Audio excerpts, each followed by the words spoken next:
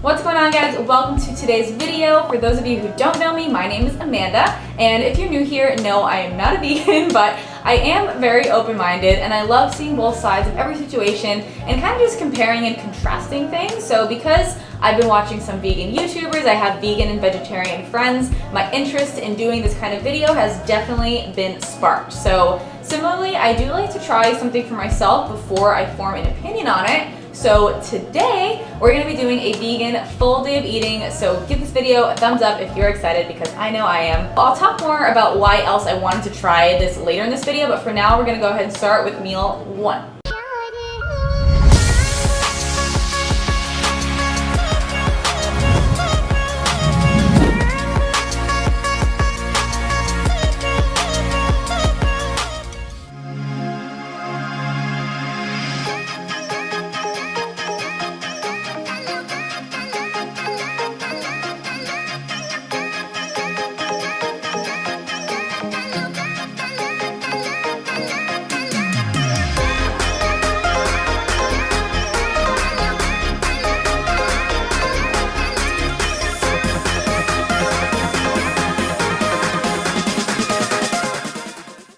As you guys can see, meal one was oatmeal, vegan protein, and some toppings that you see here. So the protein that I use here is a vegan protein from PE Science. It's a combination of pea and brown rice protein, which combined has nearly an identical amino acid profile to that of egg protein. Peanut butter delight is delicious and it's one of my favorite flavors. So speaking of amino acids, let's talk a little bit about where you get your protein if you're eating vegan and where I'm getting mine from today. So one of the biggest objections that many seem to have about veganism is that it's really tough to hit your protein for the day and get the right kind of protein. Leucine is the most beneficial branched-chain amino acid to stimulate the muscle protein synthesis process. So there are 20 amino acids, which are the building blocks of protein, if you didn't know.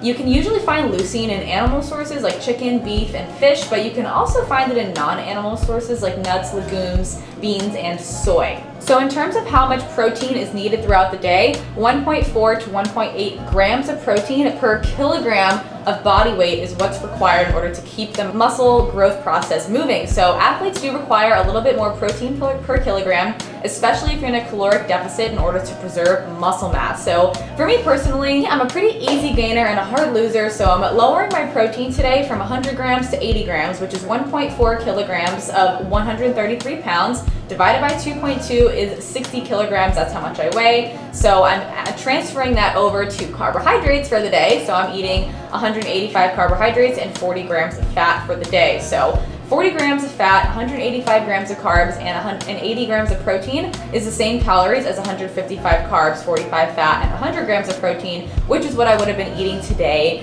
if I was not doing this vegan day. And as you guys know, if you guys are veterans here or if you're new here, I am in a cut. Luckily, so long as protein and calories are equated for, the ratio of carbohydrate and fat intake is actually mostly preferential. So what I mean by that is that based off of your preferences, what you eat for carbohydrate and fat intake is actually just based off of what you want, as long as calories and protein are accounted for. So with females, dietary fat is actually quite an important hormone for bodily function, so keeping it above 0.35 grams per pound is important, but yes, aside from that, calories in versus calories out will still be the determining factor of your body composition change, aside from your workout. So if you're training smart and you're training hard, potentially following a program where you're overloading your muscles to stimulate growth and eating enough protein to aid in that process, you're probably good with muscle growth and maintaining muscle mass, especially in a cut or a caloric deficit. There's plenty of vegan bodybuilders out there to prove this, and it's not too hard to understand when you understand the basics of muscle growth.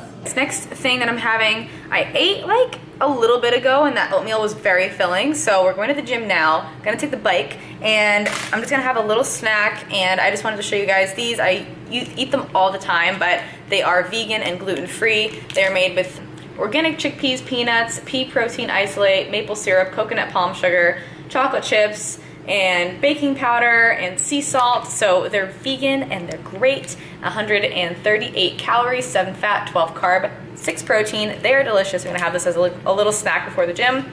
I don't wanna eat too much food before I go lift, but this is perfect.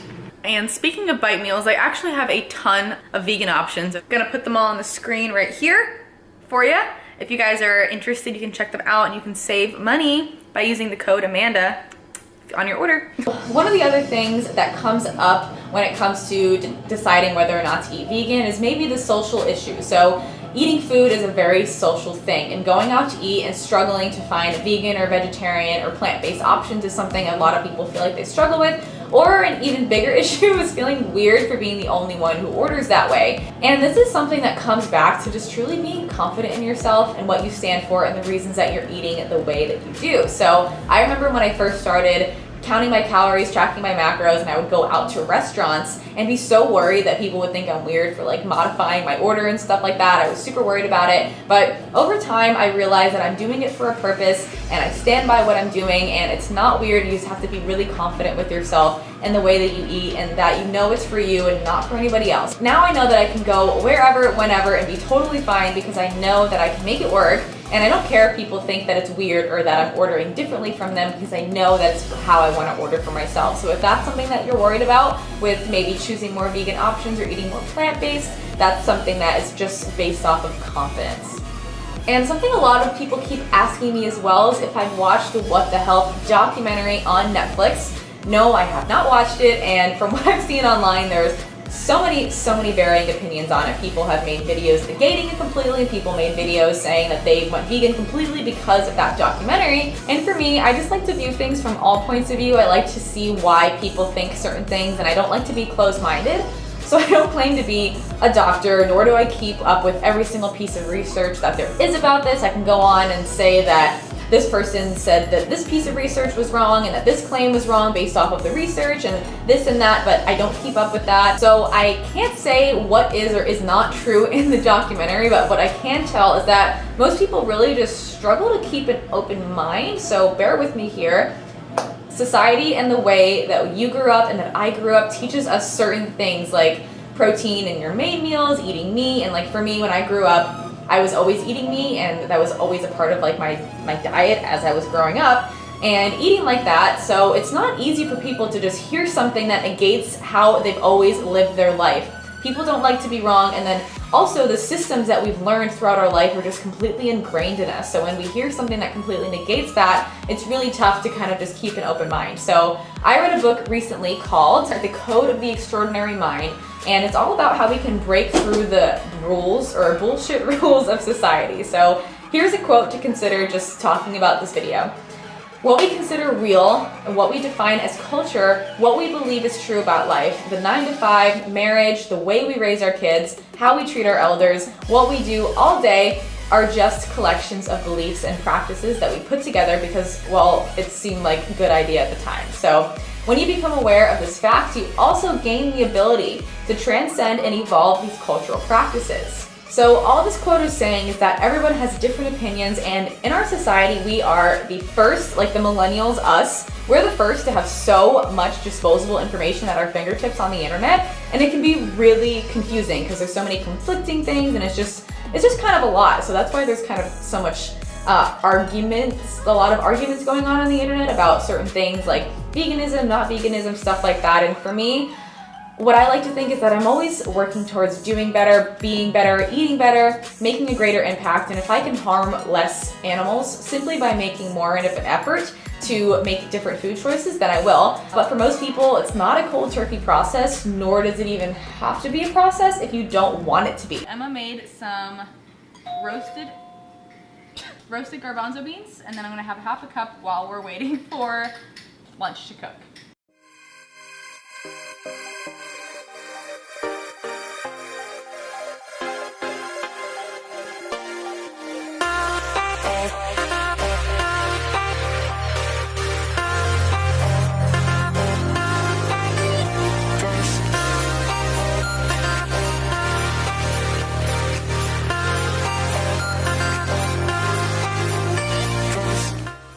Taste test with everything, the meatball, black bean pasta, nutritional yeast, and spaghetti sauce.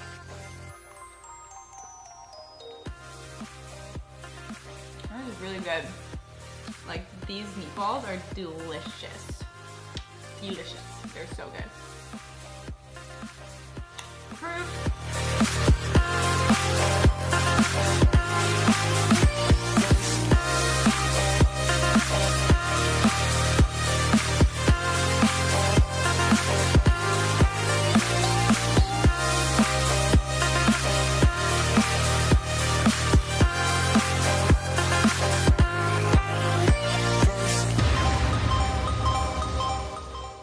video a few weeks ago, maybe it was like a month and a half ago, where I tried some vegan food and I was like, you know what? I've been really scared to even talk about veganism on my channel because I'm not a vegan, but some people feel like vegans are very argumentative, and if you're not full vegan, but you're only eating vegan for a day, you're not doing good enough. And from the people that I've met and the amazing people that are vegan and that are plant-based, most of them just are grateful that you even kind of like give it a try and like see what it's like and just be open-minded. So that's what I've been doing. And for me, again, I've heard so many great things from my friends, which has been enough of a push for me to give it a try myself. So thank you to everyone for your open minds and your open hearts. So I hope you all enjoyed this vegan full day of eating. Make sure to give this video a thumbs up if you did.